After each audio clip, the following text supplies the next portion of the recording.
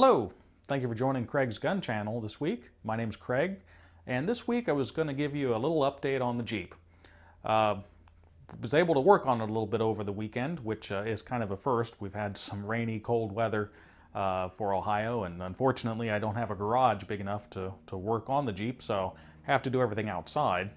So as a result, I have to wait for the weather to cooperate, and it did this weekend, so I was able to get some more done on it. So I wanted to show you a little bit about kind of the process that's going on and what I'm having to do to it.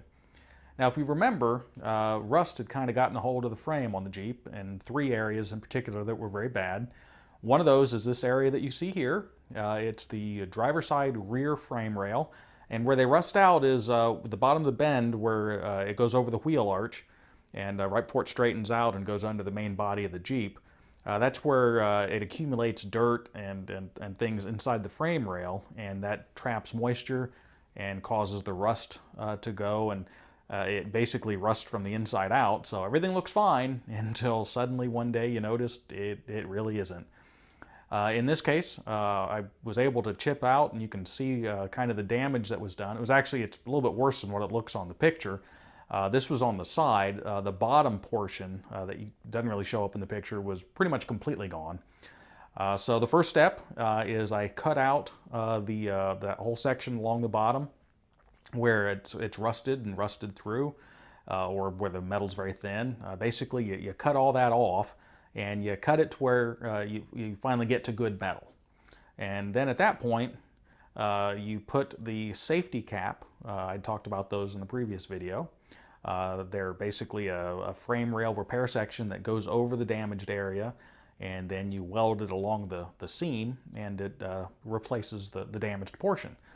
Usually it's just the bottom part of the frame that's really bad, so the sides and top are generally okay. It's just the bottom part. So I cut off the bottom part, got to good metal, put the safety cap on, kind of test fitted it in the correct position, took measurements to make sure it was aligned in the same place so that the axle geometry is the same.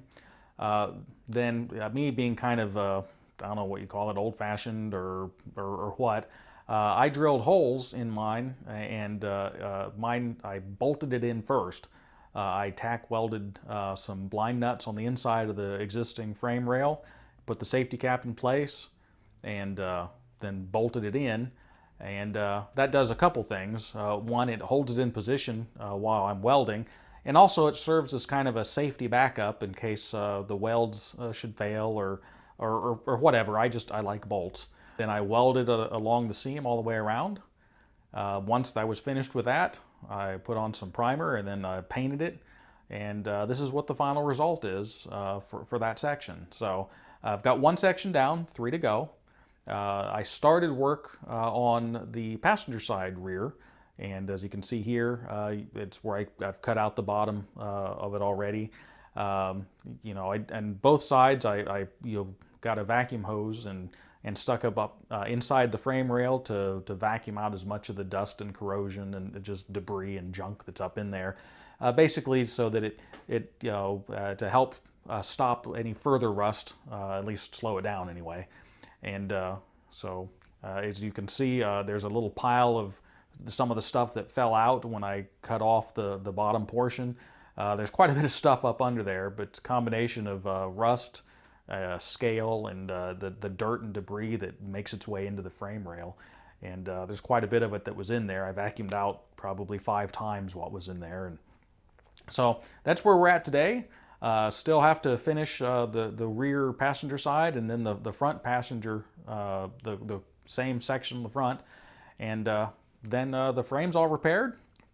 I'll be able to put the body on and go from there. Of course, in the process of taking the body off, I damaged, the skid plate for the fuel tank was rusted up pretty bad too, and I destroyed it when I took it off. And also the steering connector where the steering shaft connects to the frame to just provide a pivot point, that got damaged, so I got to repair that. I'm going to go ahead and replace the exhaust while I'm here. It's really easy to get to everything, so the exhaust was still okay. The tailpipe was a little bit rusty, but I thought, well, while I'm here, go ahead and do it all, and so it'll be good to go after I'm done. So anyway, that's where it's at for right now. Next week, I'll be returning to some firearm-related videos, so Craig's Gun Channel will actually make sense. But until then, be safe, and I'll see you next week.